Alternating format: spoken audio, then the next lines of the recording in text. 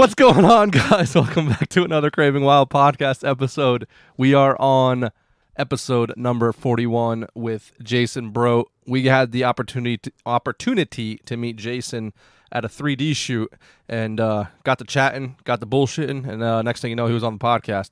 And we're releasing this podcast because bear season starts Saturday. So you're hearing this Tuesday morning or whenever you're hearing it, but from when it's released, Saturday morning is archery bear season. Is it muzzleloader too?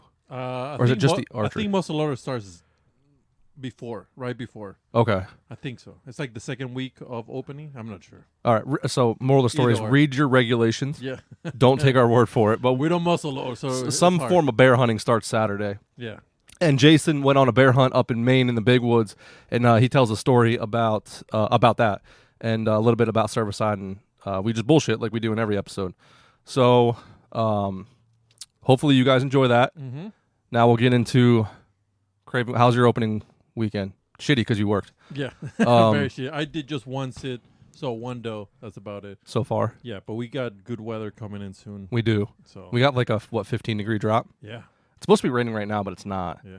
Which I'm a little disappointed about. They say cold fronts in October are killers for deer. We'll see. And we're going duck hunting. Typical us. Yeah. So I had a very fruitful, about as fruitful day as you can have without killing anything. Mm-hmm. Opening day, I saw 10 does, 4 bucks. 4 of them were legal to shoot. 3 of them were quote unquote shooters. I would have shot them any day of the week. The fourth one was the first one that came out, and I was like, I was going to shoot them, and then I seen that I was like, all right, yeah, I'll shoot these ones. So yeah, I got tags burning holes in my pockets. I think we now know what the answer is going to be with that big deer. Yeah, it doesn't matter. So I've been torturing Antonio for like a couple of days now about a special super secret. Not really a secret, just an information that I needed to have an authentic reaction to. Might not be able to do BTS. No, what the fuck? Why not? So that's a lie. That's a half lie. I just kind of want to see what your response was. I might have to shorten the trip a little bit. Are you going to Iowa? Going to Texas. Oh shit! Yeah. What are you doing in Texas? So there's a jiu-jitsu fight in Austin, right? Okay. And I fucked around in Austin a little bit. So I actually have some buddies that live down there. So I might call them up, and we might see if we can, I don't know, shoot shit out of helicopters. Wherever it goes, it goes. But no, we're going down there to watch that fight, and we're like, oh, let's just stay a couple days and see what it's about while we're down there. Not that. Yeah. So I hate you. Yeah, but that's okay. I only have so much vacation, right? So I'm gonna try and finagle it, but we might have I might have to cut it a little short, like do like Friday, Saturday, Sunday instead of or do leave after work like I did and do Saturday, Sunday, Monday. Yeah. Like we'll still be able to kind of do 3 days. That's all right. Maybe we can do research and we all go down to Texas and kill something. The more the merrier. Tickets are sold out already, so you're not gonna be able to go to the jiu-jitsu. I don't care about the jiu-jitsu, man. That's what happened. There was they're like VIP seats. They're like your knees are on the mat. Yeah. And there was 2 left when I looked, and I was like, fuck it, I bought them too. I bought 2 of them. Yeah. So now I got to get flights to Austin and get a Airbnb. Yeah. There's an Airbnb that's in walking distance of the venue, and Austin's a great place. You ever been to Austin? Yes, sir. It's a great place. Yeah, it is. So, I'm going to be reaching out to some of the guys that I know that live out there shortly, because it's December 1st is the show. Yeah. Unreal. It's crazy. I don't know what happened. That's all right. But it happened. That's all right. Yeah. So it's not terrible news. I just wanted to tell you on here because I didn't feel like saying it twice. But yeah, we might get something out of it. So if I can go on a pig hunt, that'd be pretty cool. Yeah. Shoot some whatever. I wonder how there's not a lot of public land in Texas. No, it would be all private. So I used to work with a guy who has a very, very large ranch, I guess they call him down there. So I'm going to call him and see if he has any nuisance shit that I can shoot while I'm down there. Because that'd be pretty cool. Yeah, it would be. I don't know. Call Uncle Ted. Call Uncle, yeah. Call Uncle Ted. Maybe, hey, you never know. Yeah. Nah. But yeah, no, so I'm pumped for that. But yeah, so adversely, it shortens our trip a little bit. That's okay. And getting out of this shit box in December and going to a warm shorts place. Weather, it's probably going to be warmer. Warmer. Yeah. Yeah. Probably be nice. But my luck though, when we leave, it'll be 82 here, and I'll get down there. It'll be one of their. Remember when it was snowing down there? Ice everywhere. So that's all good. Bro. Yeah, the big question is now, do we spend the extra $100 to get a direct flight? I think that's a yes answer, because well, it depends where you're flying off. I bet there's direct flights. Yeah, there is. Newark. Yeah, there you go. Newark but you save $100 if you stop, if you have a layover. But fuck that. Direct. No layovers. Yeah. So yeah. Anyway, so that's where we're at. We're actually working on the studio right now as we speak. Sir. Antonio hurt his back, so we're gonna have to fill out paperwork for what's that called when you hurt yourself at work? Yeah, workman's compensation. So I might get a box of number 9 lead shots for no reason, because it's illegal here. So yeah, that's it. We're working on the studio, getting everything set up. Hopefully by January we will have high quality video coming to you guys. So we're excited about that. That's pretty much it this week. Hunting. We're gonna hunt because the cold weather coming in. Yeah. The ducks should be moving. We only have 2 weeks for the ducks before it's over. Right. And then we've got to wait till middle of November. So there is a pretty big wind change tonight into tomorrow. Yes, sir. Yeah. I think tomorrow is a pretty wind change. It goes from southeast to northwest. Yeah, tomorrow I think is what it is. Hurricane and we would have been. Sunday would have been such a killer day because it's the first day of that cold front, and here we are sitting in PA. Can we go down to Delaware quick? Maybe. Let's go to Delaware. Yeah. So that's all I got. Yes, sir. We'll get you guys into this episode. Hope you enjoy. All right, guys. Welcome back to another Craving Wild podcast episode. You have, as always, Dan talking. In the house with me, we have Antonio. And then on the phone, this week's guest, we have Jason. Jason, why don't you run through a little bit who you are, where you're from, and kind of what you get into, man? Yeah, well, first, thank you guys for having me on. Appreciate it. It's kind of an honor. So my name is Jason Broadt from Central PA here, from Bloomsburg. So a couple things. I'm the regional director for Cervicide. So that encompasses pretty much all of Pennsylvania, all of West Virginia, Maryland, and also Delaware. So I know I met you guys up there, up in Northeast PA. So I don't know what else you guys want. What other questions you have for me? I guess it'll be easier if you guys just ask me questions. Yeah, no, that's perfect. I'd like to just kind of get who you are, where you're from, real quick, right out of the bat. And then, we'll dive right into it. And just to piggyback off, there's no deer in Delaware. We learned that. We're just going to save everybody time. We spent a couple of days down there. No deer there. So, okay. You want to talk a little bit more about Cervicide? Like, what is that? Like, what is Cervicide for the people that don't know? Yeah, so pretty much, well, first off, it started back in 2011 with a couple guys that were in college together, and what they wanted to do was create a community of hunters where, no one was bashing each other like we see on Facebook and all the other social media platforms nowadays, especially. Yeah. That's really what the basis is. It is a community of like-minded hunters that are all in one place, and we're all there to support each other in anything that we do hunting, and also fishing too. But yeah, that's pretty much what it is. The bread and butter of ours is hunt links, and basically what that is, what I like to call it is it's an opportunity that another hunter. So I like to give this example for the specific purpose because I live in Pennsylvania and I have not had the opportunity to travel out west and hunt any of the hunts that I've wanted to shoot in my entire life. So like elk, maybe like pronghorn, mule deer. So basically what the hunt link is it's our bread and butter. You can meet up or do a hunt link. You can link up with someone from another place in the country, and it can be an opportunity for you to actually do a hunt you've wanted to do your entire life instead of going through an outfitter, spending thousands of dollars on doing a hunt, and that might be the only chance that you have in your entire lifetime to go after that animal. Because some people, they might save up for close to 10 years for a specific hunt. With the opportunity that we have provided for you, for our members, really, is you are able to link up with somebody else in another part of the country, talk with them, convert, do planning together if that's what you want to do, and you're able to actually go chase that game animal for a hugely discounted price.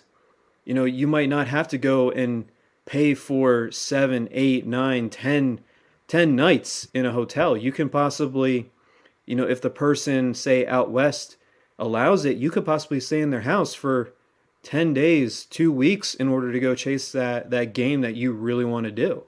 But that's pretty much what Cervicide is. I mean, there's other stuff to it, but those are really the two most important things that I pretty much wanted to talk about.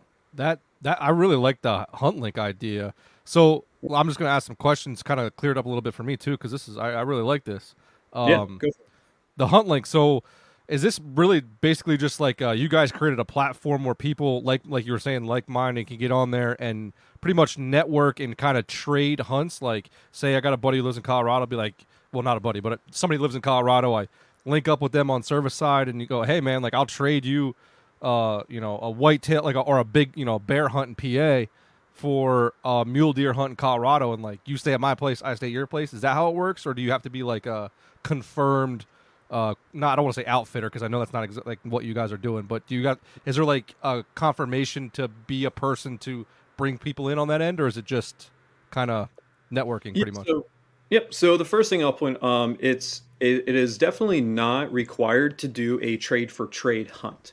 Okay. A previous version of the hunt links, the name of it pretty much said that it was a trade for trade. But we have revamped that and we've turned it into what I just said. It's a hunt link. So the members are not required by any means to do a trade for trade hunt. So example, myself, let's say I wanted to go out and do a mule deer hunt out in Colorado. Okay. Well, someone out there in Colorado, yeah, they got deer and everything else, and they're close to whitetail populations and everything, but maybe they might not have access to larger bucks in their area. Well, with my family, we got roughly 50, 60 acres that we have access to. So with that being said, that they might want to come over here and do that. But it's not required that I trade my hunting grounds for them wanting to come over here and grab a big buck. So I just wanted to state that first off. It's not a trade for trade, which some people that's great because they might not actually have the land, the access in order to do a trade for trade hunt.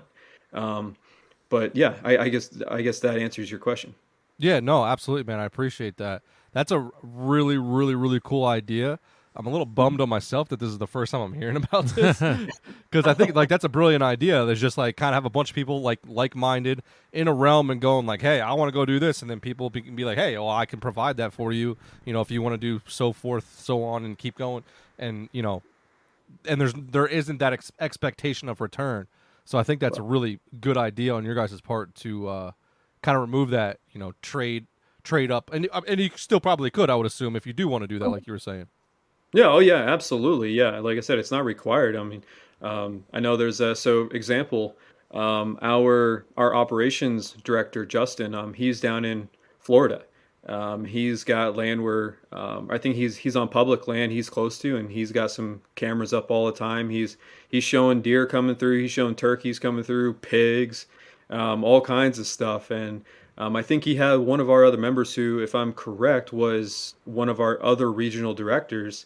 He went up there a year or two ago now, and he did a huge waterfowl hunt with this guy. And I think just recently he came down and did a hunt with Justin. So, like I said, even if it is a trade for trade, it's you might not be looking for this year doing it and trying to get it done.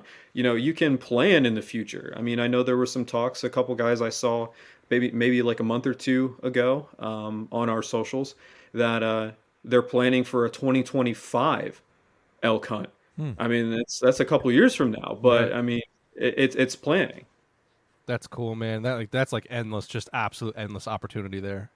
Oh my gosh, yeah. That's Yeah, so especially cool. I mean really what it's awesome the awesome thing I love about it is because and this is to not knock any outfitters whatsoever. Okay, there's a place for them absolutely, but for the people like myself who might not be financially set and have the capability of going to that outfitter and paying for that, this is a great opportunity to where and a privilege that I can utilize somebody out in say Washington or Oregon. I want to go for a black-tailed deer. Well, I can hook up with someone over there, and that person and I can talk back and forth. We can start planning.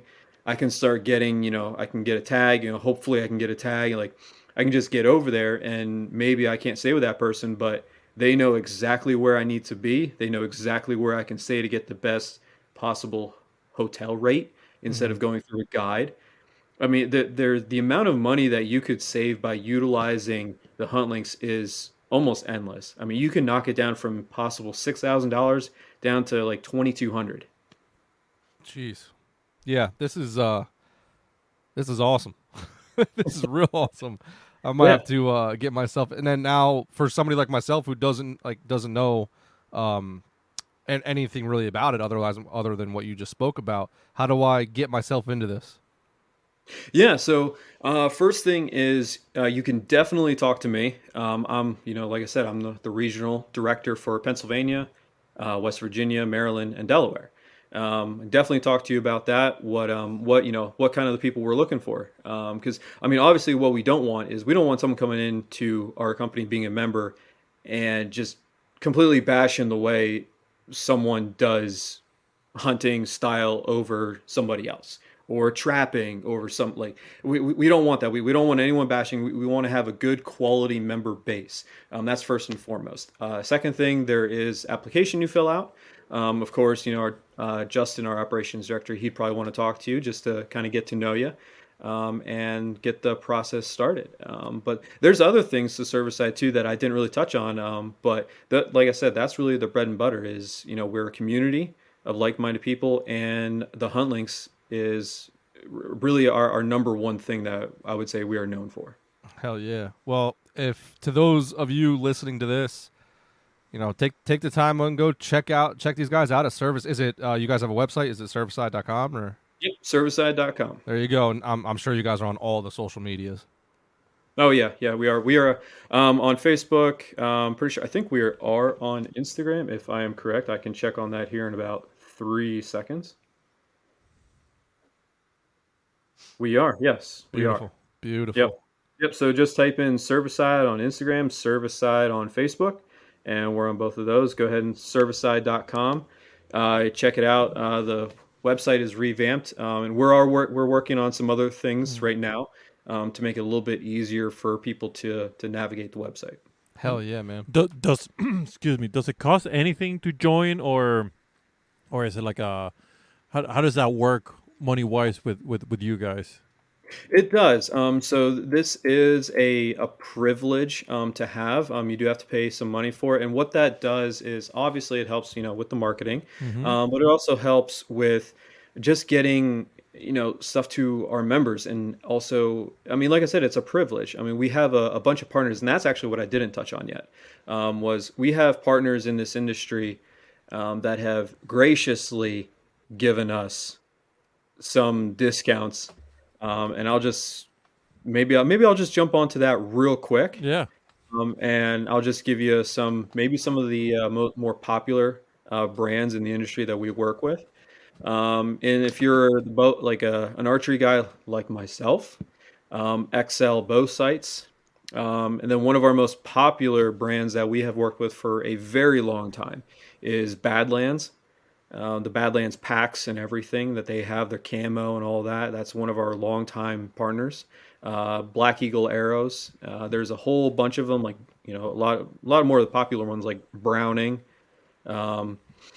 We also like Elite bows, flawless whitetail deer attractants. I'm just giving a Yeah. couple here. Yeah. You don't have to give them all, but it's awesome that you have Oh. all of those. Yeah, we shoot black arrow, Black Eagle arrows. Yeah. And Yeah. I got Excel site too. Yeah. Oh, Which I love.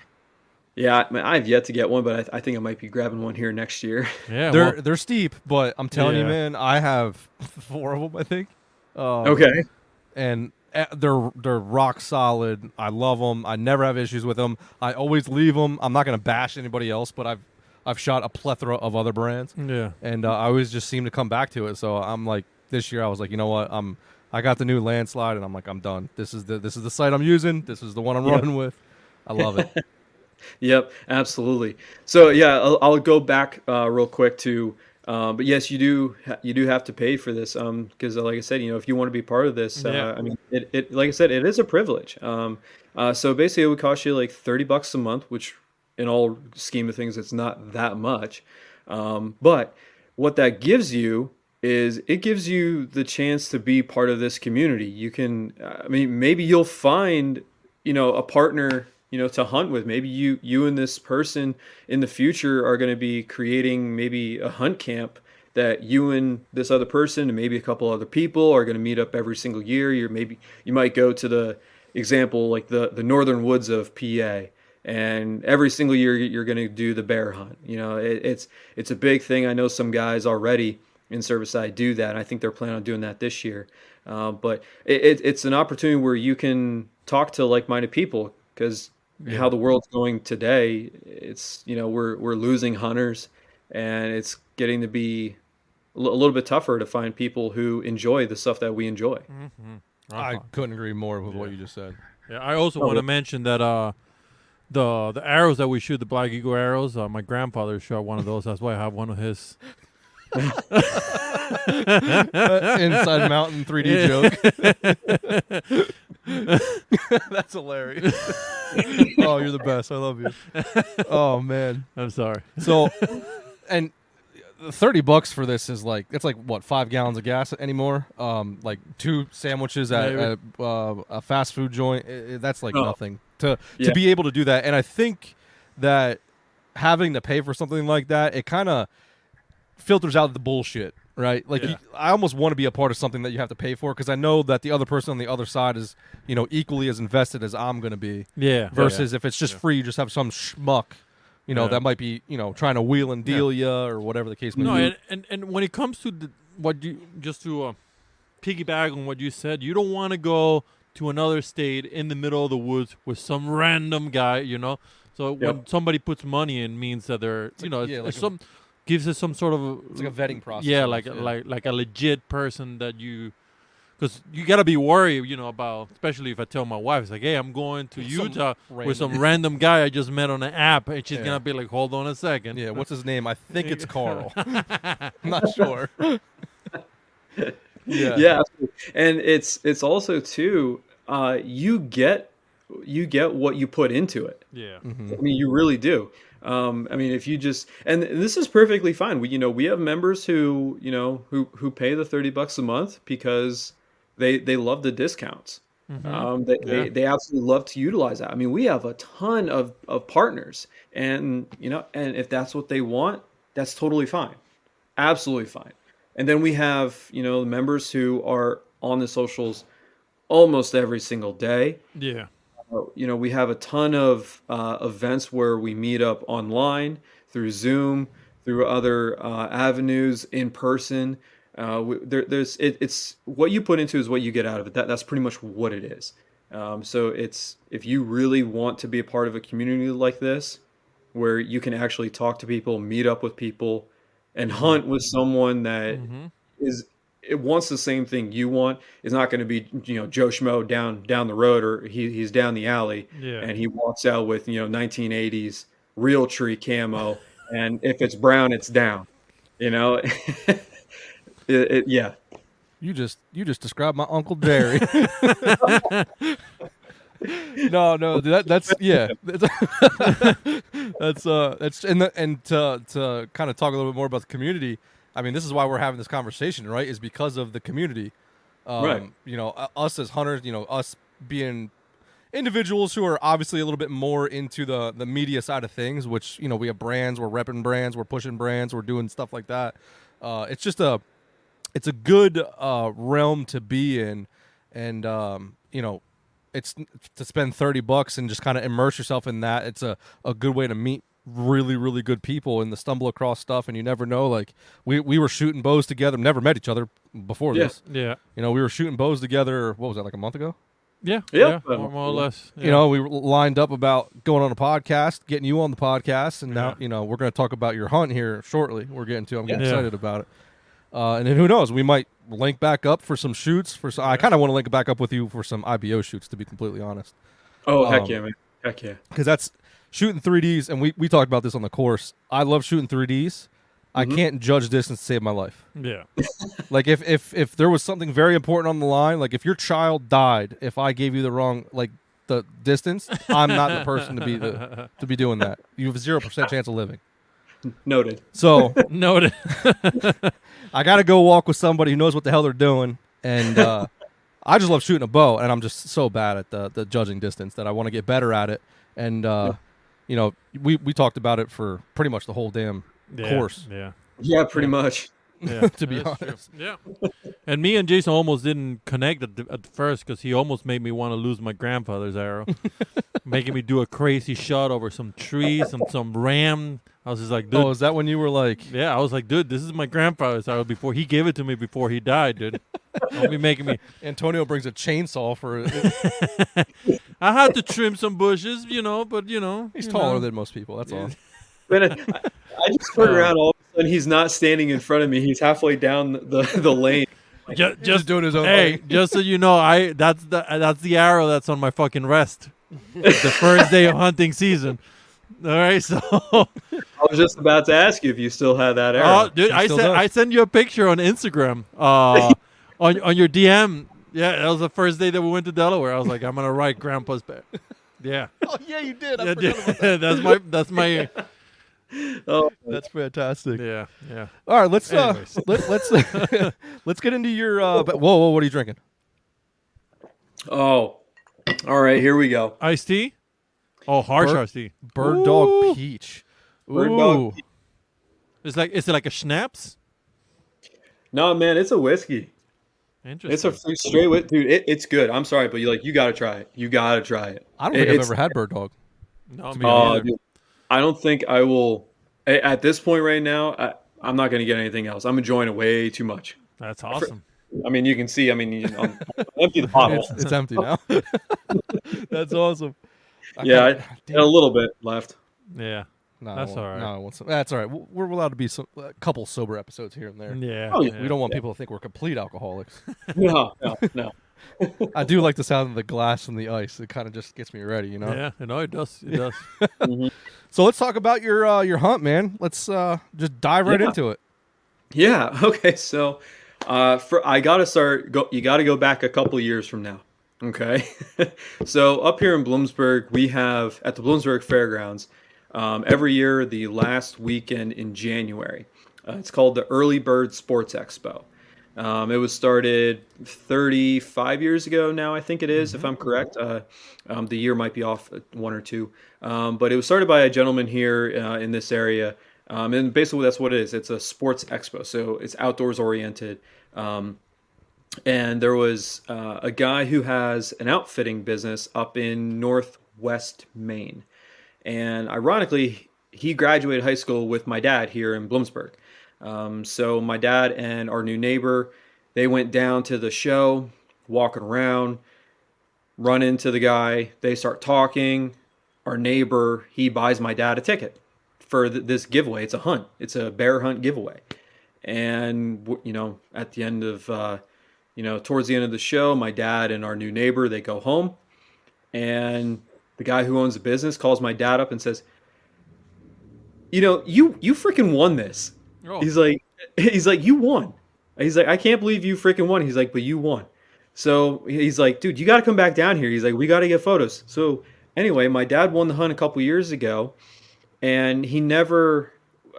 The reason we didn't get to go, or my dad didn't get to go on this hunt a couple years ago, is my dad had some health issues and everything that kind of put this off. But luckily, the owner, who is my dad's friend, said, you know what? He's like, I understand what's going on. You just you just take care of yourself. He said, I will always have a spot for you. Whatever year, he's like, I don't care if it's 5 years from now, 10 years from now. He's like, you just let me know when you want to come up, and we'll make it happen. That's so cool. So, oh yeah, that was awesome. So finally this year, at the beginning of the year, my dad feeling a heck of a lot better, being through all of his accidents and surgeries galore. He finally got a hold of me, and he's like, hey, you want to go on this hunt? I'm like, yeah. He's like, do you want to hunt? I said, yeah, absolutely. He's like, well, it's going to have to cost you a little bit. I said, that's fine. I said, it's not every day you get to go on, a hunt like this, especially since you have basically a guaranteed spot. So anyway, finally we met up with the guide. He was home here for a little bit. We met up with him earlier this summer, and I told him, I'm like, hey, I want to bow hunt. It's just, I want to bow hunt. I love archery. Every single time I'm going out hunting something, I want it to be with a bow. And he looked at me and he's like, well, no offense, but I don't really want you to bow hunt the first time. I'd rather you rifle hunt.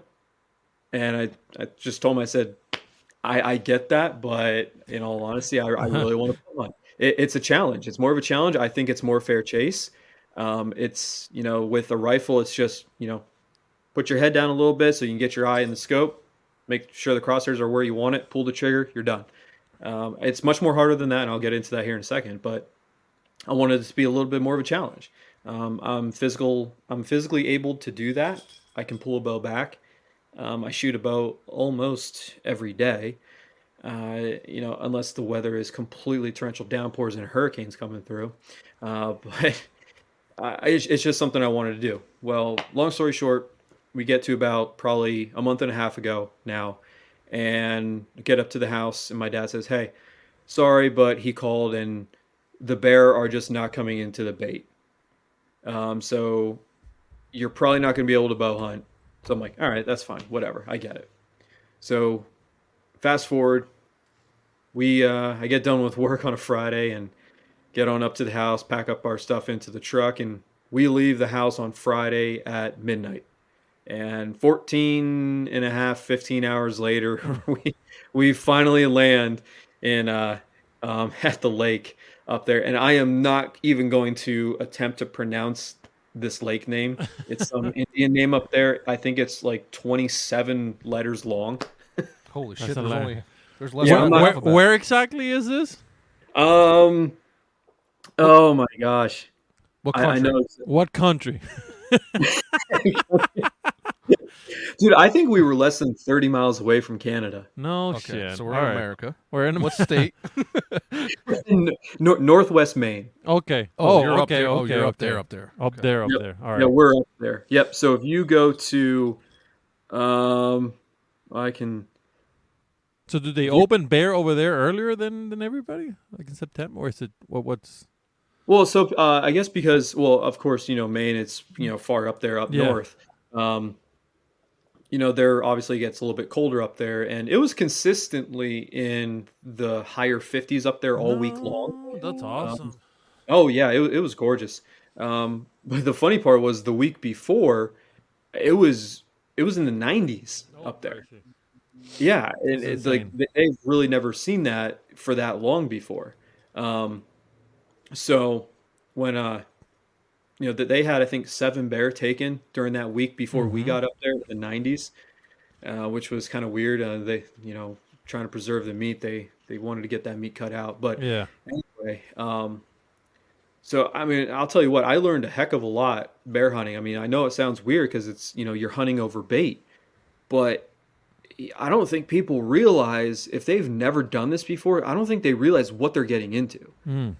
Like when you're a kid, especially me growing up, when you're a kid, you just get, you can't sit still. Yeah.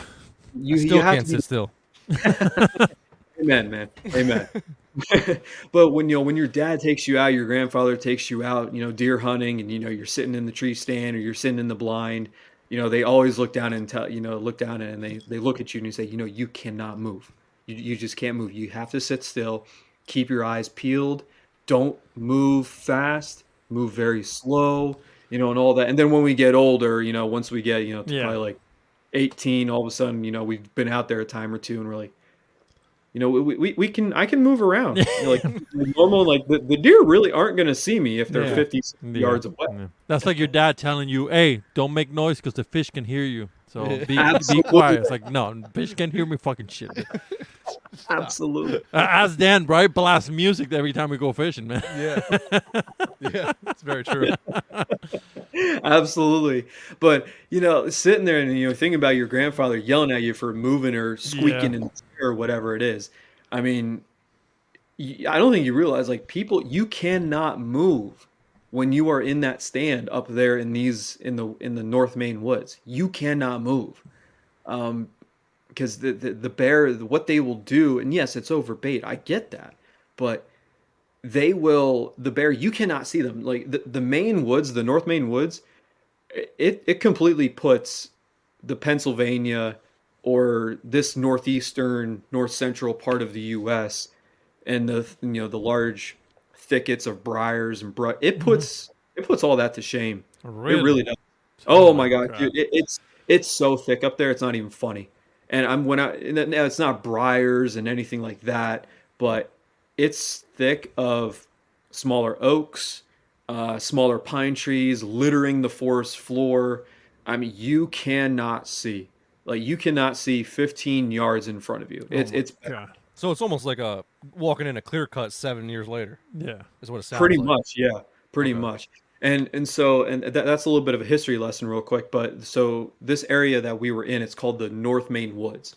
And what that is, from what I've gathered, and I might be butchering this a little bit, but it's pretty much on the correct course. There's apparently several companies that own huge, large tracts of this area. And it's a paper company is what it is. They go in and they cut the trees down, they make paper out of it.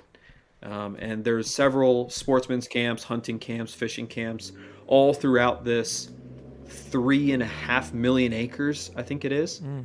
And so, of course, these outfitters, such as the one that we were at, they lease part of the land where they have their camp set up, and they make deals, obviously, with the paper companies that they can only cut down so many trees in order to set up their bait sites.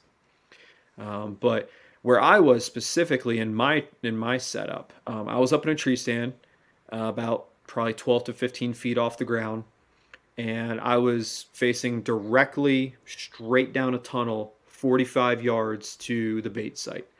And when I mean you cannot see to the left or to the right of you, you are looking down a tunnel. It is a tunnel of pine trees, fir trees, all the way down. And I'll give you, I mean, if this kind of puts it into perspective at all, legal shooting light for Tuesday night when I shot my bear was 7:22 or 7:24 p.m. I was not able to see probably 6:45. Oh my Lord. Yeah. Like if I looked down through the crosshairs, I could barely make out the crosshairs at all.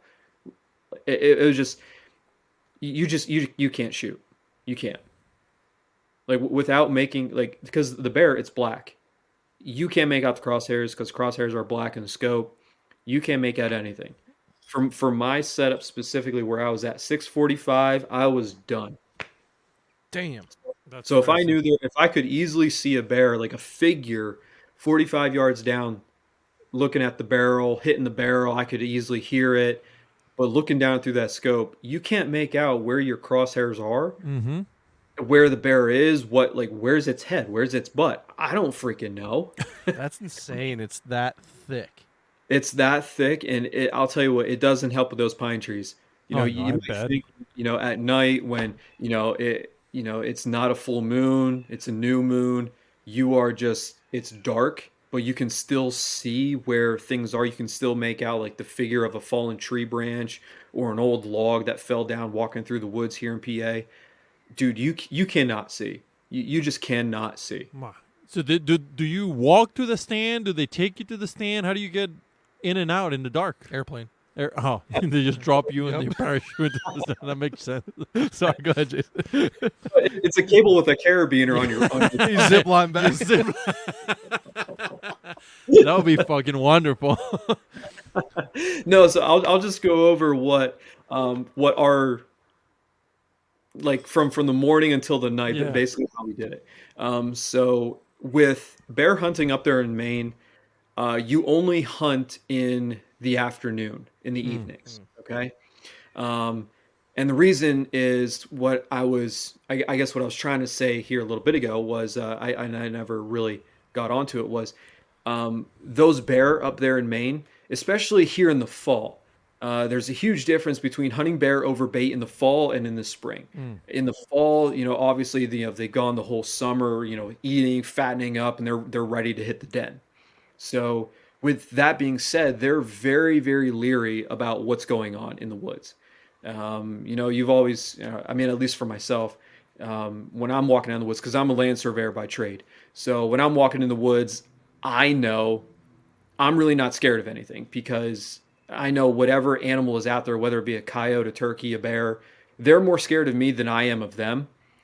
So with that being said, that kind of goes along with what is going on up there in Maine with the bear in the fall. They're very, very leery about what is going on in the woods. They're very cautious. They move very slowly. You don't hear them at all when they come into the barrel. Like that's why what I said about when you're a little kid and your grandfather and your dad tell you to shut up, sit down, and don't move. Mm-hmm. That rings true to hunting up there. You cannot move at all when you get up into the stand. You sit down, you shut up, and you don't freaking move until you see a black figure moving around that barrel, and then you just move down into your scope and let it happen. But what the day to day looks like at a bear camp such as this is you wake up in the morning. Now, this is at least for this camp that we were at. We got so much. I mean, I would definitely go back. I definitely would because they took tremendous care of us. It was a great time. I would recommend this to so many people. If you want, especially if you're a father who has, say, a teenager who would like to do a hunting, an out of state hunting excursion. But you definitely know that they're probably not ready for, let's say, that Colorado, Utah elk, walk and stalk pretty much. But they want the experience. So you wake up. We woke up about 6:30. Went down to the main lodge. We got breakfast, hung out, talked, whatever. Got, made a couple connections along the way. And then you have the entire morning. We were right on a lake, a huge lake. They had a boat there. You can go out and fish. Then about 11:30, 11:45, you got to be back at the main lodge for lunch. You have lunch, and then usually lunch will take about anywhere from like 10 to 20 minutes. Depending on your individual guide. They had several guides in camp. Whoever that you are attached to, your guide will tell you what time that you are leaving. Example, our guide, who was the actual owner, because he's the one who provided the free hunt through the giveaway, he was our guide. So he told us we're probably going to leave anywhere from 1:15 to 1:30. We're going to leave camp. Okay. So that meant even if lunch was late at noon, we got noon. And then, think about it, we have probably 16 hunters in camp. So everyone has to get a shower because you want to get a shower and get off all that scent from the morning, from breakfast, from lunch. And the nice part was, even if you didn't bring a scent removing body wash or whatever, the camp did have it, but they still wanted you to bring your own just so that no one was depleting their stock. So you get your shower, you get back to your cabin, you get dressed, you walk outside, and you basically walk over to the guide camp, which is the cabin. You sit there and you wait for your guide, and your guide says, all right, it's 1:15, 1:30, 1:45, whatever it is. Everyone packs up into the truck, and you head out. So now it was only my dad and I with the owner. So it was a pretty quick process to get myself and my dad into our specific spots. Mm-hmm. But in the case of the other guides where they had 4 people, This is how this camp did it. Was you take the one guide and you had 4 people in your truck. You leave camp. It might be 20, 25 minutes, 45 minutes of a drive until you get to your first site. Oh wow, damn. Yeah, and between the hunters, you might have 20 minutes between hunters. It's 3.5 million acres. You can cover a lot of ground. Oh yeah.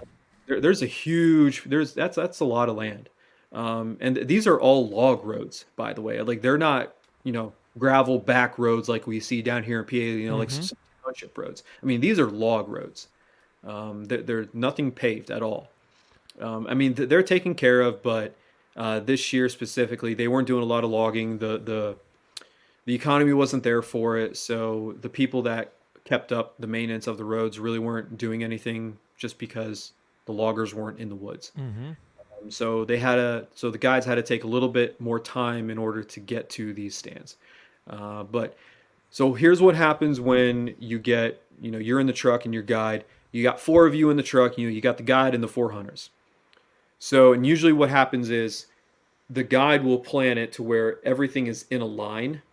And what you'll do, the guide will come to the first hunter spot, and the guide will tell you, from the moment that we get outside, you do not say a single word. 0. Keep it quiet, guys. He said, you do not talk to me, nothing. If anything, he's like, I will whisper something to you and you just do it. So, and the reason for that is because from June up until hunting, they bait these barrels. And what happens is the guides don't say a word either. So basically what they're doing is they're trying to condition these bear to just come into the bait all the time. So with trying to keep that consistency, they tell all the hunters, you do not say a word from the moment that you open that truck door and you step out. So what will happen, you get, say I'm the first hunter, I get up there and they say, okay, time to get out. You get out, you walk to the back of the truck, the guide gets, all the bait together, which the bait pretty much it's just in a 5-gallon bucket. It's only filled maybe a quarter, halfway. It's everything, a combination mixed together of caramel, Pop-Tarts, marshmallow Peeps. That's a sweet ass bear, man. Oh my god. I mean, it's all kinds of sweets, man. It's and That's then crazy. Oh yeah, they mix it in the bucket and everything, and then they, once they're done with that, they look at you and they say, "All right, go." You follow the guide in.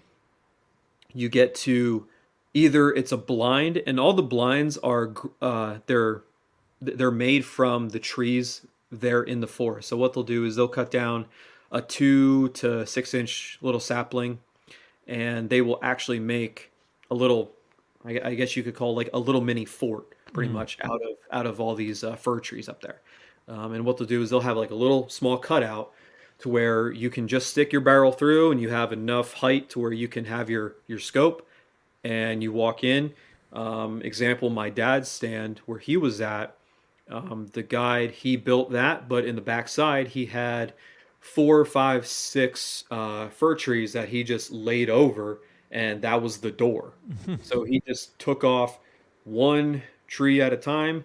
My dad walked in with the chair, sat down, got comfortable, put the barrel through the little hole, turned around, gave the thumbs up to the guide. The guide put the trees back over, and then the guide walked forward over to the barrel. If the barrel was down, the hunter could easily see it, say, yep, the bear came through last night and hit this barrel. Okay, good. He might be back tonight. So then the guide goes over and puts all the stuff on in the barrel. He puts it in the bottom of the barrel, and then he'll stand it up, put the lid back on. And in the case of our guide, what he did was he took whipped cream and he spread it with his hand over top of the entire lid on this 55-gallon drum. And then he took his hand and he rubbed it down the top third of that barrel. So if for some of the listeners, if you're thinking, you have your 55-gallon drums, think of like an oil drum, especially the metal ones. You have they're called the strength rings, and you have two of them. They're up 1/3 and 2/3 up the barrel. Hmm. And what the guys will tell you is, and this is specific to Maine, if you have a bear come through and that bear's back is at the bottom line, that bear is probably at the maximum a 125-pound bear. Oh no shit! Using the barrel for For measurement. reference. Yeah. Yeah, you're using it as a reference, because they stand that barrel up. If you get a bear that its back is up to that second line, you're probably looking at a roughly like, a 100 to 200 pound bear. Because you'll get, with the genes, you might have a bear that has like really long legs. You just kind of just have to use your best judgment. But then of course, if you got a bear that its back, it's covering the entire barrel, well, what are you doing there, sitting there looking at it? You might as well just Shooting it. yeah, you better shoot that thing. Because up in Maine, if you're looking at the sows compared to the boars, the sows they're entering in the den right now. I mean, this is September 24th, Mm-hmm. that we're recording this. So the sows are going to go into den either right now to next week, all the way into probably the second week of October. Hmm. And they won't come out until May of next year. I mean, they're in the den probably 8 months out of the year up there. Mm-hmm. And I didn't know that for Maine specifically. Yeah, Uh, yeah. Well, I'm so- guessing with that how cold it gets up there, makes Oh, sense yeah. that they dent in so long. Oh yeah, absolutely. Yeah. And I mean, it was awesome to hear all of this knowledge, especially from the owner, our guide of the outfitting business, because he grew up down here in PA, so he's bear hunted when he was a kid and everything, and he was comparing the differences between the bear up in Maine compared to the bear down here in Pennsylvania, Mm. because the bear up in Maine, like I said, with the sows specifically, they're going to be in the dens here in late September, early October. They're not coming out until May. So they're in the dens 8 months out of the year. With the boars, they could see boars well into November up there. But still, they're not going to come out probably till late April, all the way through May. Yeah. And for that simple reason, it's just so cold up there that, why should they come out? And that also is why those bear up in Maine are nowhere near as big as the bear down here in Pennsylvania. Mm-hmm. Oh yeah. I mean, I think I just looked this up earlier this week. I can't remember the exact poundage, but I think it was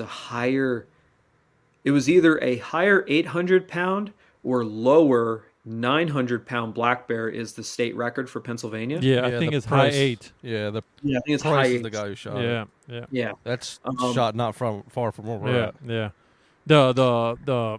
The bear that I shot, I think 5 years ago. Mhm. My bear wasn't that big, but I talked to one of the rangers, and she said that I'm gonna say 200 yards from where I shot my bear, somebody shot one at 678. That's a I good was bear. like, "Fucking Wow. shit!"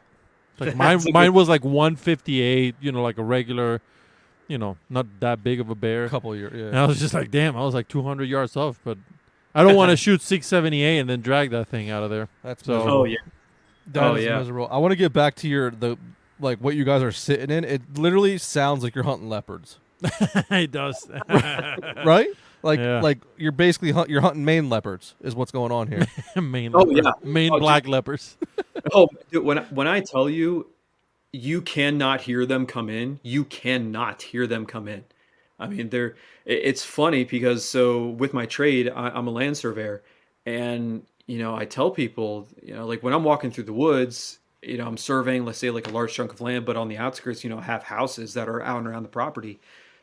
No offense, but like I don't really care how loud I sound when I'm walking through the woods. I have a job to do, and you'll have Joe Schmo out in his backyard or out on his back deck, and all of a sudden he hears this commotion, and he looks through the woods and he sees a bright green vest. Of course, nosy neighbor. I get it. Comes up, what are you doing? And later on in the conversation, he's like, you weren't trying to be sneaky at all. I said, no, and then I say, I'm like a bear because I don't care how loud I am walking through the woods. Right. But up in Maine, dude, you cannot hear them. You cannot hear them at all. Specifically on the night that I shot my bear, I got into the stand probably about 1:30. At about 4:30, I'm looking down at the barrel, and on the right side, I had two trees that were about 5 yards before the barrel. One on the left, one on the right of the trail. And about 4:30, 4:25, I would say, all of a sudden I just saw this little head just pop out on the right side. So I'm watching. I can't tell, how big of a bear it was. And it took one step forward, leaned over, and it ate one of the marshmallow peeps on the ground right in front of the barrel. And, and it, excuse me, I could see it sat down on its haunches and it's eating it. Next thing I know, it backs up and it disappears. In the next minute, I see it get up on top of the barrel with its front paws, and it's licking the whipped cream off of the top of the barrel. and but the thing is, I still cannot tell how big of a bear it is. And it got down. 30 seconds later, it got back up, licked some more of the whipped cream, got down. No idea where it went after that. Absolutely zero clue. Couldn't hear a thing.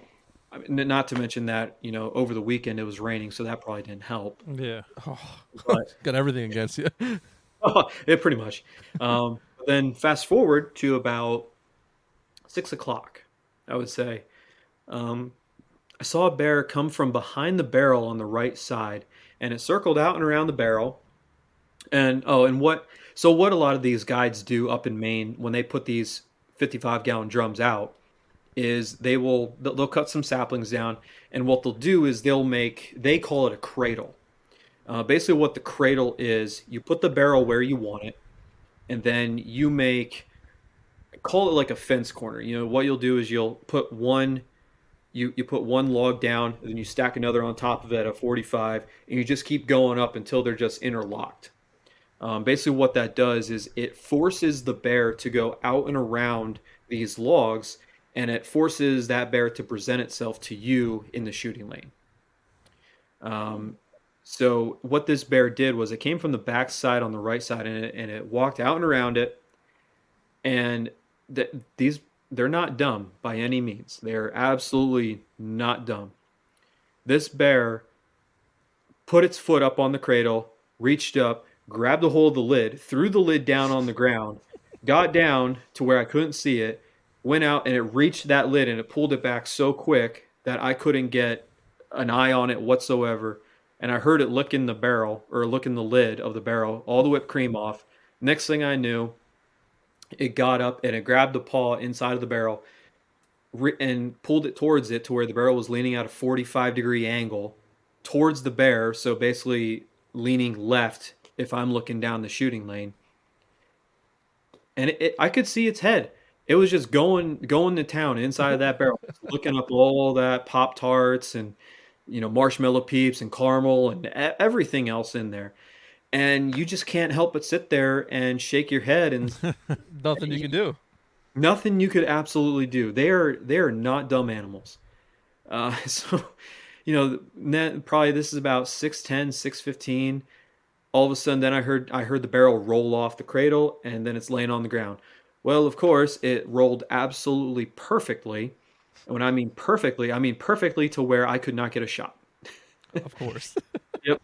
I mean, I probably had, if you were to measure, I probably had like a 2.5-inch gap to where I probably could have shot between the tree 5 yards in front of where the barrel originally stood and where the lip of the barrel was.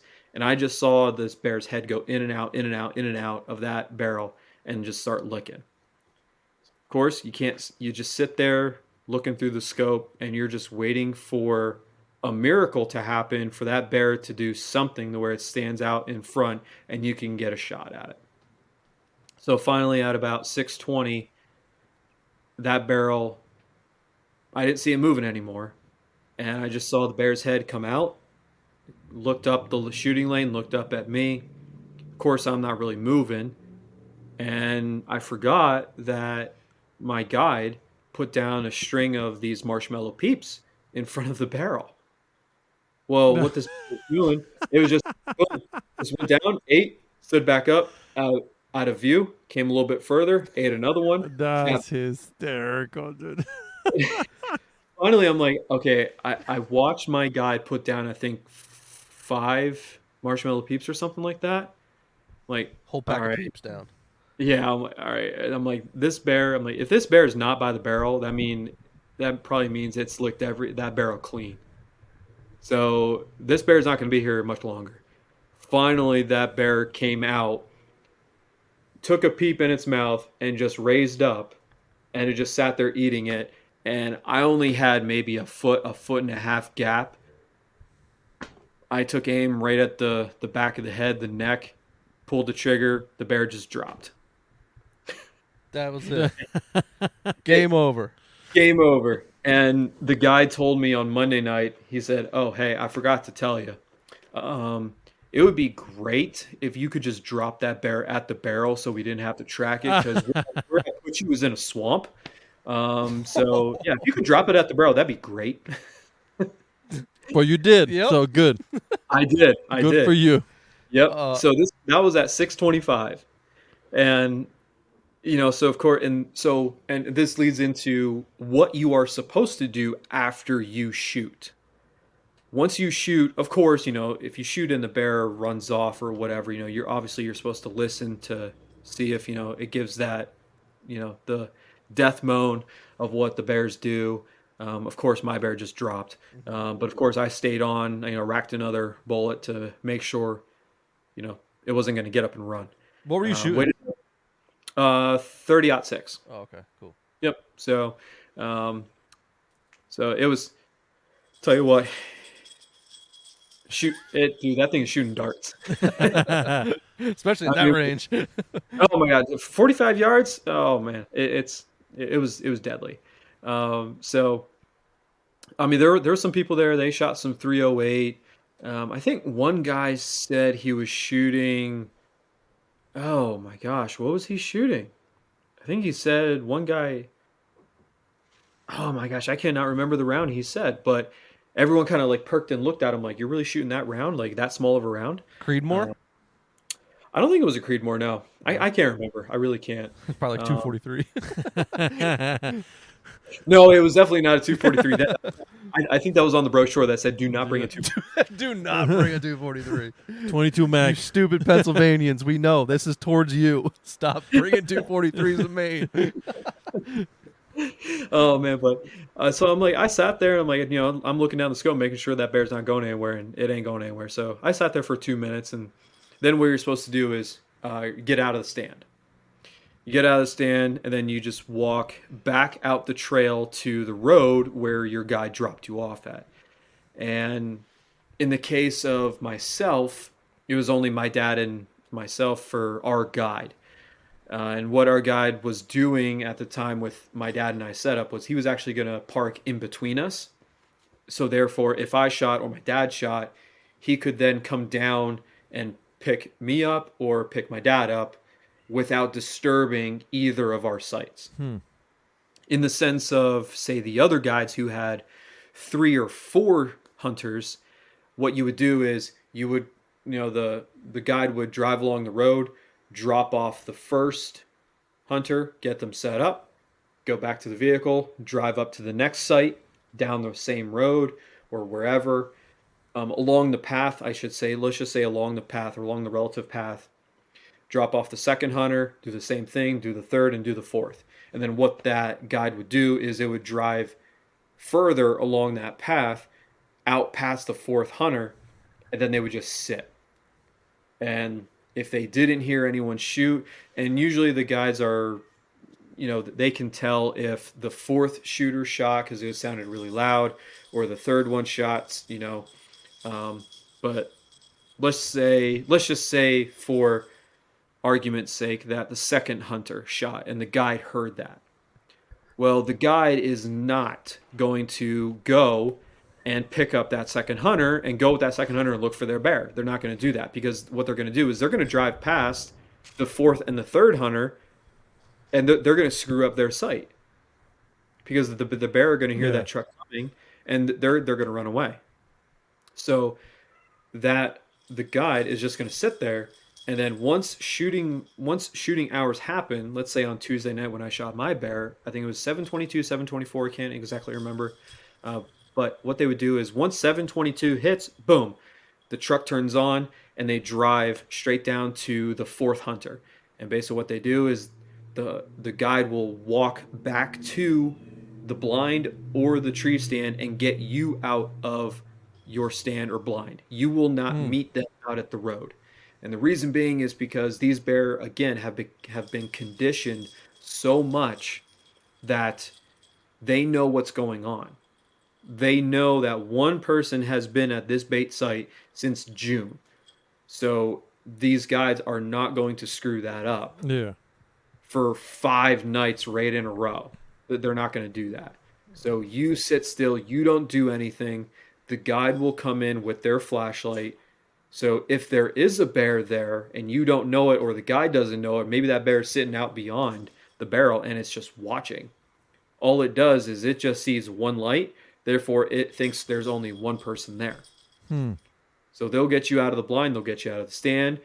The guide will then walk you back to the truck. You'll get in the truck, boom, and you're off to the third shooter. And you just repeat that process. No shit. I have one question. Go for it. What brand whipped cream do they use? That's pretty good. No idea. No idea. We're gonna have to find that out and purchase some stock in that. That's a I wonder if they go to like a supermarket and it's like, give me all the sweets that are expiring you're about to throw away. Probably. Instead of just buying like stock of them. 'Cause that's a lot of money, man, in Pop-Tarts. Yeah, I know. I buy Pop-Tarts for my daughter, and that shit ain't cheap. $5 a box. Oh, dude, that's so bad for you. Oh, Pop-Tarts are so bad for you. They're the worst. My daughter loves them. They're so good. They are. I'm not gonna lie. One of my buddies that I know, they used to do a lot of bear baits, and they would go to their local Dunkin' Donuts, and they would give them like the pails of icing that were out of date. Oh, that's crazy. And they would just lag bolt them to the tree. That's insane. Yeah, That's insane. But that's an awesome story, man.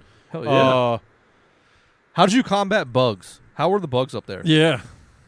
So fortunately, the bugs weren't bad this year.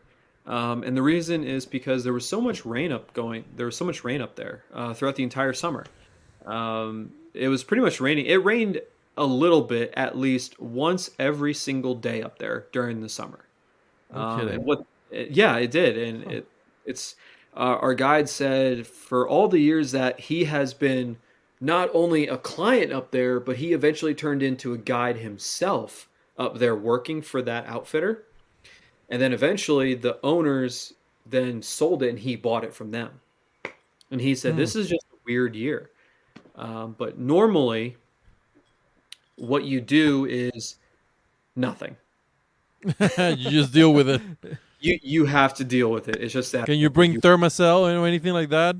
Deep Absolutely bottles? not. Nope. Nope. No Thermacells. No off-brand bug spray. Nothing. Nothing. So nothing. Nothing. Damn.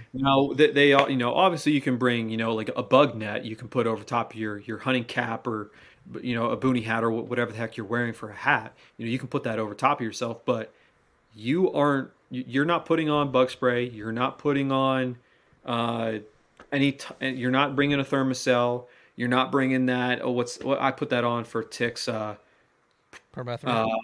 Yep. You're not even allowed to put that on. Nope, nothing. Wow, they're That's very crazy. particular on their scents there. Yes, That's wild. absolutely. And which I mean, I obviously understand. it shows, but it works. Yeah, absolutely. I understand. Because with a bear, and if you hunted enough, if you hunted for 5-10 years at least, you're still younger like myself. I'm 28. Throughout the years, you hear people talking, you hear conversations, you gather knowledge, and the one thing you gather knowledge about bears specifically is their nose is impeccable. Yeah. Compared to say their eyesight or their hearing, their nose is what is their number one, weapon, pretty much. So with that, they will smell anything that is wrong with the site. And what I mean by wrong is something that is out of place than what they have been used to the entire summer. Interesting. What's that? There's like an old saying, like if a leaf falls in the woods, a deer can hear it, a turkey can see it, and a bear can smell it. Yeah. Something like that. Yep. Sounds about right. Yeah, we'll go with that. We'll start that. Yeah. It's new. There's an old saying from 2023. Craven Wild. But yeah, no, dude, bears are just different. Their noses are unbelievable. Oh yeah, absolutely. And the one thing our guide said is, I believe him because he's, like I said, he was a client there before for years. He was a guide, and he's still a guide, but he owns the camp. Mm-hmm. And he said, yeah, bear don't have the greatest eyesight. They really just don't. But the one thing that they're very good at is picking up individual movement. So that they might not be able to recognize what in the world you are, but they will sit back and they will just stare at the barrel or stare past the barrel because they know where the tree stand is. They've probably walked by it in the middle of the night at 2-3 o'clock in the morning on their way to the bait. Hundreds of times, yeah. They know it's there. So they'll sit there and they will just look at that blind, they'll look at that stand, and if they see any movement at all, they'll probably just boom, get back up and walk off. Mm-hmm. He said most times I don't even think you'll see him. You probably won't. He's like, you definitely won't hear him. He's like, the ninja bears, man, in Maine. Oh, ninja bears. That's crazy, dude. So you're sitting, can't move, surrounded by what, 1.5 pound mosquitoes probably up there? That sounds torturous. Except for you had a good year this year, it sounds like, with the weather. But yeah, it was a good year. So in my stand specifically, I really didn't get bothered by mosquitoes until probably about 10 after 6 when that bear was already there. Okay. And when I mean by mosquitoes, I mean hummingbirds? 3, 4. Oh, no. I think you're talking about the size too. It really wasn't that bad. That's crazy. Meanwhile, in Delaware, we were getting eaten alive. Yeah. That's crazy. It's pretty much a swamp anyway. So yeah. I still have marks to prove it. Yeah, it was crazy. Now, have you eaten any of this bear? I wonder how sweet their meat is with all that fucking sugar they're eating. Oh my god, I haven't yet. Nope, I haven't. It's only been a week. So okay. I'm going to be moving here hopefully next weekend into a new place. So okay. Oh man. So I haven't planned on cooking anything yet. It's not Please even. let us know. Yeah. Oh, I definitely will. Absolutely. And you are aware deer season starts Saturday, right? And you're moving now. Yeah. Well, it is what. Hey, I hear you. We're in the middle of building a studio right in the middle of deer season. Makes no sense. We make bad decisions too. That's okay. It's okay. My daughter was born on the 24th of October, so yeah, we made bad decisions nonstop. I don't know. Maybe I'm on the I don't know, not the most popular side of this argument, but I don't necessarily go out the first 2 weeks of archery season because it's so dang warm. It is. Okay. All right. I like that. Know. That's just me. I usually go just like just to observe to see if anything is that I'm not seeing just to learn a little bit before I do those long days. In the saddle. Yeah, absolutely. Absolutely. Well, what we learned is when you hunt a week in Delaware, the first week in Pennsylvania is going to be like you almost need a parka. Now, I'm going to jinx us and it's going to be 95. It's not. We can see the weather from where we're at right now in time, but yeah. It's going to change all of a sudden. Yeah, it'll be 95 and sunny. We'll be like, God damn it. That's so when do you start deer hunting, like you said, like the third week, like that back half of October? Yeah, I really start to pay attention to what the weather is going to show towards the end of the first week because in recent years here, October is still pretty warm in Pennsylvania, so I try to pay attention to it. But really, I don't like to actually hit the stand until that third week of October, unless I'm really seeing a complete drop in the temperatures, like 15 degrees in the second week of October. Yeah, you can't ignore that. Yeah, absolutely. And the nice part is The one property that I just picked up last year to hunt, it's about 50 acres. It's only a 2-minute drive from my work. So, Oh, sick. it's literally up and over the hill. Oh, dude, that's So perfect. did you pick up this property as in like your family has it, or is it something that you went up and asked for permission? Or through work? You have to get a ton of stuff through work. So that's interesting you bring that up. The interesting part about my line of work with surveying, yes, I get to step foot on so many properties that no one else would. Now the hard part is trying not to take advantage of that. Yeah, that's very You know- professional of you. Yeah, I mean, you have to be because number one, during the day, during work hours, I have to represent the company. Right, right. I can't be looking at it for myself. If the conversation leads to that, then so be it. But I can't be talking about hunting and picking up this property from our client, Yeah. while I'm at work. Yeah, right, yeah. right. Your boss is gonna be like, "Why is Jason at every single property that we survey?" It makes sense. It makes sense. It makes Yeah. sense. Yep. But fortunately, this property, the last year, I set the final corners. They were doing. It was a farm, and they were just doing a little small subdivision. They were just cutting off the farmhouse and the barn and the yard behind it. And there was a small, little small grass field behind. They just wanted to cut that out from the rest of the ag field that they had, and eventually what they're going to do is they're going to sell off the farmhouse and the barn and everything, and they're going to keep the larger piece of the farm, and they're going to build their retirement home. Interesting. But I set the final corners on a Monday, and on a Tuesday I came back in the office from being out in the field, so probably about 3:30, and the boss turns around and he's like, "Oh, hey, I almost forgot. So-and-so that you just set the property corners for yesterday?" Yeah. He's like, "They called this morning and they said you can go and hunt whenever you want." Oh, Okay. okay. I'm becoming a land surveyor, you guys. How do I get into this business? If you don't want to go to school, it's about 14 years. Oh, damn. I can't. Oh, I don't. yeah, I don't. that kind of I'm time. too old for that shit, bro. Yeah, we gotta find a ulterior route. We need to take advantage of your daughter Yes. having a beautiful. How old is she? 5. 5. Yeah. Up to the front steps, be like, Sarah McLaughlin playing in the back. Yep. My daughter really wants to get into hunting, and it's hard, and just all the. You just gotta just pull out all the stops. I will. I'm telling you, guaranteed. Guaranteed. Well, I'll just say this for the record, and we can talk about this some other time if you guys want, but the average age of a surveyor in the state of Pennsylvania is at least 60 years old. Oh, Yeah. so we got time. I We're don't- right in our prime. I don't got time. We'll be in our prime. Oh, okay. 14 years from now, we'll be in our prime. Nice. We're good. We'll be just hitting our strides. Jason Yep, will have so- 70 years of experience and he'll have every single property locked down. But Pretty much. That's funny. That's awesome, dude. That's awesome that Yeah. you get a big chunk of property, man. We've been trying to get into ask for permission and stuff, but Mhm. I don't have it in me to.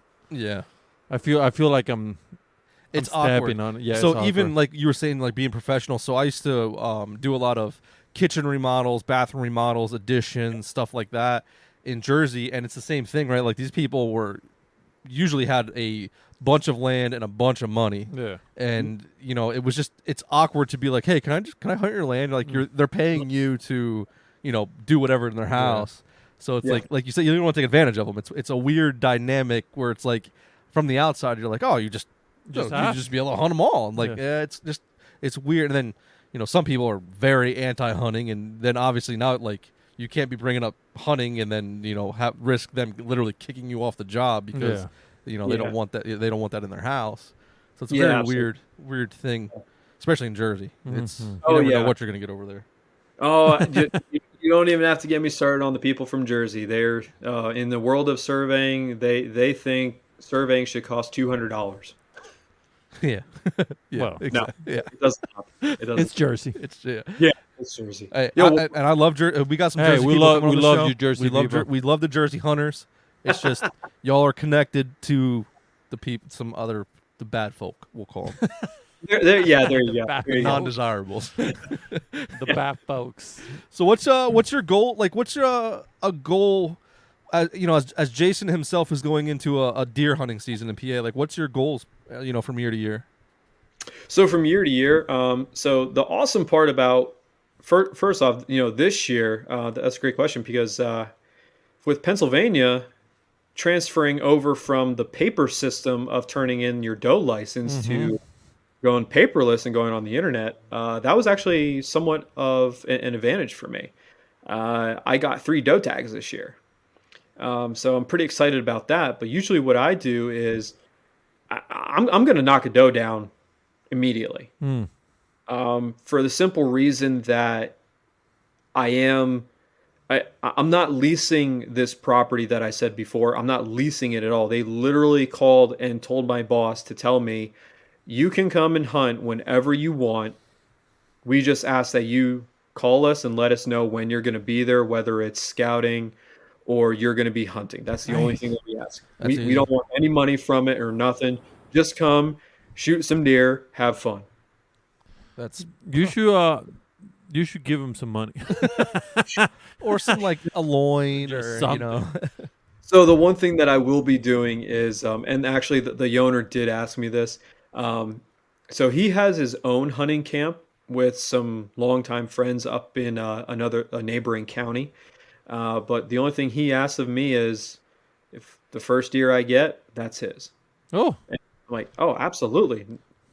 No doubt. Easy. Shooting a phone. That's a very common thing for when you get permission, you don't got to pay for it. Is like that first deer. Yeah. Oh yeah. Yeah, absolutely. Yeah, so I'm really excited for this year because I'm just going to continue with what I usually do. I'm just going to shoot doe.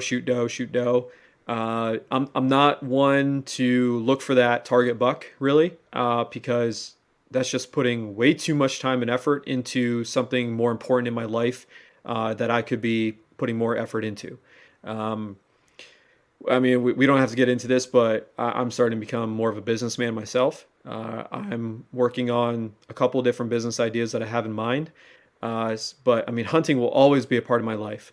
But there's things in your life that you can put time and money into that are a hobby, such as hunting.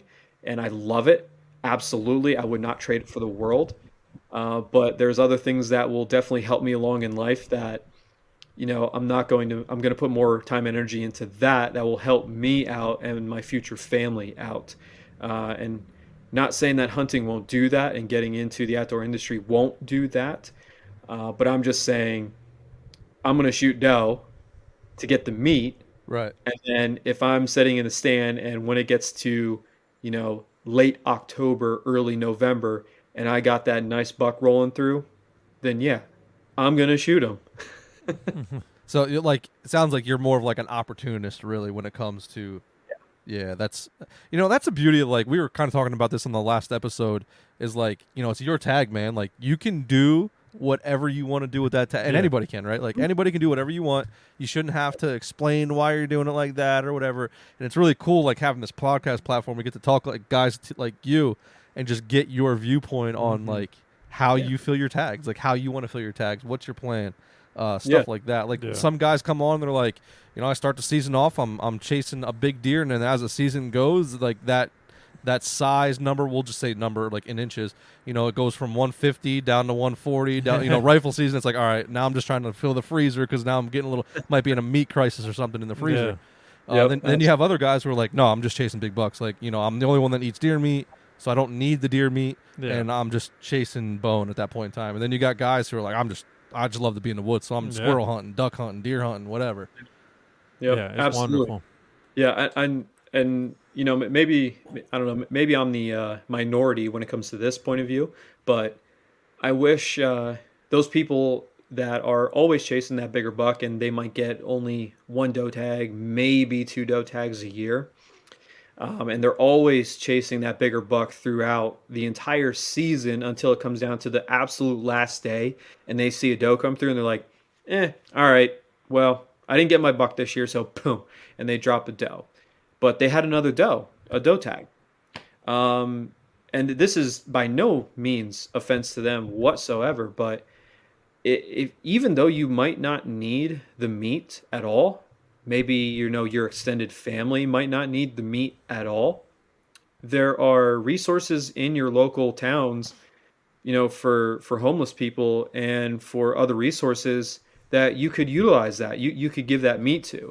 And sometimes I think that's, people overlook that, and they don't realize those resources are there that they can support. I'm so glad you brought that up. Yeah. I forget what it's called in PA. It's like Hunters versus Hungry. I don't know what it is in PA. Oh my gosh, if you say it, I'll say yep. It's like the Hush program is what a lot of states are. Yeah. God damn, I can't remember. I can't remember either. But no, that's a perfect example. Like you can just go, whack a doe and take it to there, and usually sometimes like the butcher will ask just for like the butchering fee, or they'll give you like a highly discounted fee. Mm-hmm. And then you really don't have to do anything at that point in time. Mm-hmm. Yeah, pretty much. And like you said, it helps somebody out who's actually in need. Like, most of us are doing this because it's what we want to do. Yeah. And there's a large, portion of people out there that could really use the protein. Yeah, absolutely. So that's you know what, that's something I would like to do. I've generally speaking, excuse me, I plow through the deer meat that I get pretty quick, and then I got a rather large family that would take all the deer meat. But maybe this year will be the year that I just shoot a doe and donate it. Yeah. I hunt a lot in Jersey, so maybe I'll and Jersey you can shoot as many does as you want. Yeah. Jersey deer. Donate that one. Yeah, we'll donate that. You need the one in Jersey, not the one in PA. Jersey deer are sweet though. All that corn. Oh, they are. They're tasty. Yeah. Yeah. What else were you saying about the IBO shoots? Just that I want to do them. Oh, okay. Yeah, all right. That's it. I need a buddy that's willing to walk in the hot, humid weather and shoot arrows all day Without lose arrows all day. Yeah. Well, he's not gonna lose arrows. I've seen him shoot. Yeah. Well, I want to say something about this, man. I think he was cheating a little bit. Oh, really? Yeah. I'm gonna say call it out. I'm gonna say just because he almost made me lose my grandpa arrow, but he never shot first, right? And we always like, oh, that's 35 yards. He's like, okay, I think it's about 35. No, well, I'm just joking. Yeah, he legit counted. He legit did a couple. Because what we were doing, we would get our numbers, and then he would say what he thought the number was, and you were always within a couple of yards. Yeah, and I'll tell you what, the one, and I think I did talk about this when we were shooting on that course, is in IBO. Again, in the IBO organization, every single class is unknown yardage. So if you're within a yard or two, maybe 3, if you're shooting a fast bow and you're in the class where you can get away with a pretty fast bow like myself, it ain't gonna matter. It's really not gonna matter. I think it's like your brain doesn't. For me, I'll just say for me. When my brain doesn't know, I'm a spot shooter, right? Like, that's my shit. I'm a FIDA shooter, 20 yards. There's a dot. I know exactly how far it is. I need to put my dot on that dot and just let myself relax, and the shot goes off, and the arrow goes where I want it to go. Yep. When I don't know what that number is, like with my Excel site, I can just dot 29 yards, 34 yards, 70, whatever the hell it is. But when there's just that question in my brain, my body just freaks out for whatever reason. It doesn't do it when I'm hunting. When I'm hunting, I never range anything really. It's just like it just comes naturally. But when you put a stationary foam target out there, it'll be 27 yards and I'll be like, yeah, it looks like 51 to me. I don't understand. So I'll point on 2 things real quick. Number 1, you shooting at a spot at 20 yards, because I also do that too. I shoot target. I shoot target indoor and outdoors. So indoors is 20 yards the whole winter. When you get to outdoors, I'm shooting anywhere from 11 feet to 80 yards. Okay. Now, to talk about target shooting and spot shooting, okay, the whole process of shooting that, okay, that teaches you to be a better archer. And what I mean by that is it teaches you form. By doing that, by shooting at a spot, because the target is not moving, it's not a weird shaped target like a turkey. A turkey doesn't look like a normal four-legged animal. It's a very odd animal to shoot at. So for you to stare at the center dot of a target at 45, 35, 20 yards, all you're doing is focusing on your form. All you got to do is put that pin right there in the center. Mm-hmm. You're focusing more on your form as you are looking at that pin. If not, you're focusing more on your form, because the more your form is in check, the more that pin is going to stay stable. So by doing that and getting more and more comfortable with your form and your technique throughout the entire season of shooting at a dot, that transitions into shooting 3Ds. The more that you get into your head that shooting 3Ds is exactly like shooting at a spot, your game of shooting 3D is going to explode, because the only thing then you have to worry about is guessing the yardage on a target within plus or minus 2.5 yards in order to get a good score. Right. It's a lot of people don't like the IBO shooting because of its all unknown yardage. But what do most of us do that shoot archery? I mean, and when I mean by archery, I mean everything archery. What do? We hunt. So and IBO is actually not as popular as the ASA format. So I'll just touch on this real quick for the listeners that might not know exactly what we're talking about right here. The IBO is the International Bow Hunter Organization, and the ASA is the American Shooters Association. Sounds right. I think it is. I'm sorry, American Shooters Association. I think that's what it is. I could be wrong on that. I'm sorry. I don't shoot ASA. I want to get into it, but I don't shoot it currently. But basically, the difference between the two is this. In IBO, every single class is unknown. In ASA, you have both unknown and known classes. The ASA, there's a lot of restrictions and it's heavily regulated. There's a whole bunch of stuff in there. With IBO, every single class, again, for the third time, fourth time, I'll say it, everything is unknown.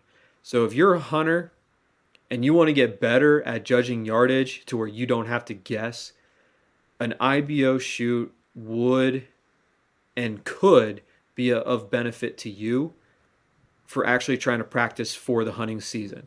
Or if you shoot and let's just say you miss that animal with an arrow and he runs back around and okay, now he looks a little bit farther away.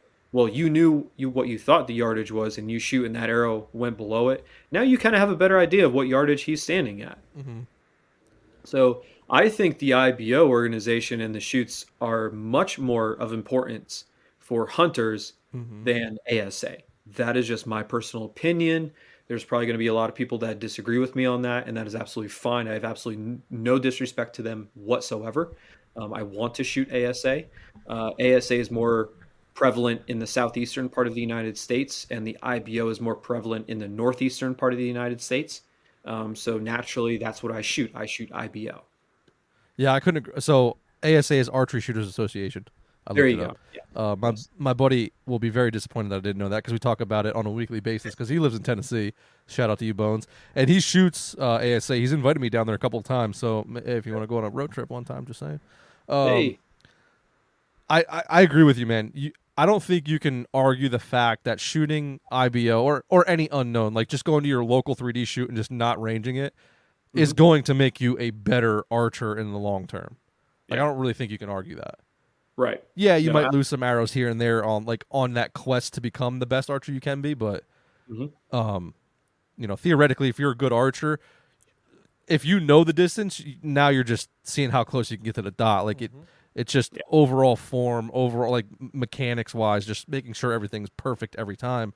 Whereas like that IBO is more like you said, it's that hunting side of things where you don't know. You got to guess. There's more to it than just going through your fundamentals of shooting your bow. Yeah, absolutely. And for the people that know that listen to archery podcasts or more into the archery realm, and they follow people on social media, somewhere down the line, you're going to know the name Levi Morgan. Um, he's he's absolutely amazing. He's definitely probably in the top three of the most popular archers in the world, or people in the archery industry as a whole. And I listened to a little snippet of him before, probably a couple months ago now, where because he shoots both the ASA and the IBO, and he said the IBO is definitely more, it's more challenging for the simple reason because everything is unknown. But with that, he said he's like you just have to guess the yardage within a yard or two, and you just have to shoot for a 10. Eventually you will get a 12. Right. For ASA, you have the 10 ring, you have the upper and the lower 12 rings, and when you get to the finals you have that optional 12 ring or the optional 14 ring that's in play. With the IBO, he's like, he literally said that. He's like, you shoot for 10s, eventually your arrow will land in a 12. That's good. And IBO, the 12 is center, right? In the IBO, 12 is the center, the smallest circle. Okay. Yes. Yeah, I want to have an episode. We'll probably do that in the spring or summertime when that's more like relevant, like the scoring systems and stuff like that, a 3D and all that stuff. And did you get into target shooting to become a better archer, or you just love shooting your bow, so you just did whatever you could to shoot your bow as much as possible? So, I guess the answer to that question is yes for both. Fair enough. After I graduated college in 2019, through college, I really got into the archery scene because the college that I attended had an archery team, like an actual NCAA archery team. Oh, that's sick. But the program I was in was only 2 years, and I didn't see a point really in joining the team for only 2 years. Mm-hmm. Yeah. But anyway, because, and I was a lot more mature when I entered into that program because I was 22 when I entered into that program. So I was already past the age of a normal 4-year college graduation rate out of high school. So I was a little bit more mature. I knew exactly what I wanted to do. I was there to get the degree. I was there to study, and I was there to basically find an employer right out. I wasn't screwing around or nothing, but doing that, you have to have some sort of a downtime. You can't be studying, all the time. And I always loved archery. My dad got me into archery when I was a little kid. And my buddy and I, we always we traveled south 2 mountains from where we were, and we always shot at this archery shop, which I still go to today. Mm-hmm. It's 45, 50 minutes away, and I still go to it. I just love being there. But once I graduated, I found out that there was an archery club here in the town where I live, here in Bloomsburg. And long story short, I am now the secretary of that club. And with that, I got to know some people, got talking to them, you network. And it's like, well, you know what? I just kind of told to myself, I'm young enough. I just kind of want to shoot it all. Yeah. Like, I don't have a family. I'm not married. I don't have kids. So I have the ability to do this. So why not try to do it all right now before things happen and I do have to end up cutting some things out of my life? And I'm like, I might as well just try it all. So I got talking to some guys there at the club. There's the one guy who he's been shooting the IBO for years now, and he loves it. And I ended up talking to another gentleman who had his own archery shop at one time. He shot target archery, and that's all he shot. He didn't shoot 3D targets at all. In fact, he didn't like it at all. He loved shooting a face target, But granted, when he did have his archery shop, he knew that he needed 3D targets because that's what sells. So I got the best of both worlds. And so right now with myself, I have 3 bows. I have my bow that I hunt with that also doubles as my 3D bow. I have my target bow, which I shoot indoors and outdoors. And I have a recurve bow that I still have not put a string on it yet. So hopefully that will happen by. That's awesome. That's recurve. That's just so much fun to shoot. Oh man, I want to get into it so much. I'm trying to get a good buddy of mine on. He's from Jersey, and he's a longbow guy, and just shoots. Or he shoots. I'm pretty sure he shoots a recurve. He's a traditional guy. I forget if he's trout or recurve or longbow. But he shoots giants every year. He always goes out to the what's that? Etar? Yeah, That big shoot. yes. So that shoot is in a town called Morris, PA. Uh-huh. It's in north central PA. So it's northwest of Williamsport, PA, which is where I went to school. I went to Penn College. Oh, okay. Now, since COVID is pretty much over, and the borders have opened back up to allow Europeans back over. Well, actually, you know what? Let's even cut that out. Talk pre-COVID. At that event right there at ETAR, Eastern Traditional Archery Rendezvous is what it's called. You would easily have thousands of people at that archery shoot. Thousands. That's crazy. Throughout the entire weekend. And you would have people show up on a Monday or a Tuesday. They would set their tents up. They wouldn't even, the actual shoot doesn't even start until Thursday. Huh. Jesus. Having a good old time. Oh my gosh, dude, it's so much fun. I mean, there people literally go to this shoot from Europe. They fly from Europe and they camp out all week long at this place just to shoot. That's insane. That's cool though. Nuts. It's nuts. If I had pictures, I've never been to it, but I've heard it's jaw dropping of how many people are there. It's absolutely amazing.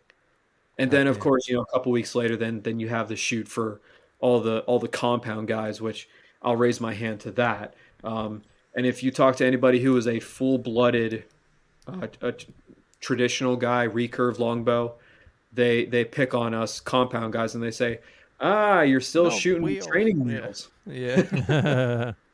Yeah. I like training wheels. Yeah. I do too. Oh man. Well, we're coming in here on we're over an hour and a half now. So on every episode at the end of it, we like to ask the guest kind of what your go-to wild game meal is. So what would be yours? Ooh, are you asking like if it was like if I had a choice and if I were to snap my fingers I could have it right now, or yeah. Like what is your favorite wild game meal? I can guess. Ooh. Pop-Tarts and whipped cream. Pop-Tarts and whipped cream fat. That's funny. Go ahead. Oh man, I'll tell you what. If I could snap my fingers right now, my go-to, oh man, it would have to be elk meat. Oh my gosh, I had elk meat 2 years ago at one of our archery shoots. Mm-hmm. Our president, who is, he is a diehard archery fan. He was out in Oregon a couple weeks ago. He was supposed to be out there the entire month of September here, but he brought. We do a shoot. It's a benefit shoot every year it's a Pennsylvania specific nonprofit. Yeah. It's for it's the Pennsylvania Wounded Warriors is what it's the nonprofit, and we always this is going to be our third or fourth year holding it this upcoming year here in 24. He brought in elk meat for just some of us guys to try that were in the club. He just wanted us to try it quick and see what he thought, see what we thought about it. And I'll tell you what, it beats Pennsylvania doe meat hands down every single day, twice on Sunday. How did he cook it though? Was it burgers? Was it steak? It was like it wasn't steak. He sliced it up, and I mean, dude, all he put what he told us all he did was put it on a cast iron skillet. Okay. Can't beat That's that. all. We can Put it never on a beat that. skillet. He just put some simple seasoning on it. Yeah. Oh my gosh, man! Elk meat is up there as one of the best. I'm gonna have Yep. to agree with that. Absolutely. I Yeah, mean, you it get some- was phenomenal. You get I some, mean, you think it's a 1,000-pound animal, and it's crawling up and down how many thousands of feet, up and down throughout an entire season. Super it's nuts. athlete. Yeah. Yeah. Yeah, you get any piece of elk and you throw our good buddy Gunner's Ricochet blend on that. All right, man. Well, I appreciate you having you on and having you take the time out of the day to come on the show. We'll definitely be in touch for sure, whether it be after you kill whatever you want to kill this year, we'll get you back on, or talking target archery. We'll definitely we'll definitely be in touch. Yeah. Absolutely, man. Thank you for having me. Seriously, thank you. Absolutely. Do you want to tell the listeners like where they can find you, all that stuff before we go? Yeah, absolutely. Yeah, so you can just type in on Facebook, Jason K. Broadt, a middle initial K, because there's actually two of us. Long story short with that, I graduated high school with another Jason Broadt. Funny enough. But if you want to look me up on Instagram, which is probably going to be the easier choice of the two, my handle is Jason, Jason, Broadt, Broadt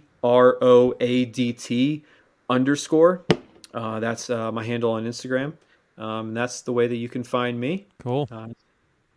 Hell yeah, man. Yeah, I appreciate it. We'll stay in touch, especially to talk more about this hunting stuff. Yeah, We're for sure. super interesting. Yeah, Yeah. absolutely. And hey, I have to know if you're going to get any animals with your grandpa. You will be the first one to know if Grandpa Arrow kills anything this year. Don't worry about that, buddy. I love it. Just don't open your Instagram until like maybe February, because Maybe February. maybe because I'm not a very good hunter. I'm playing.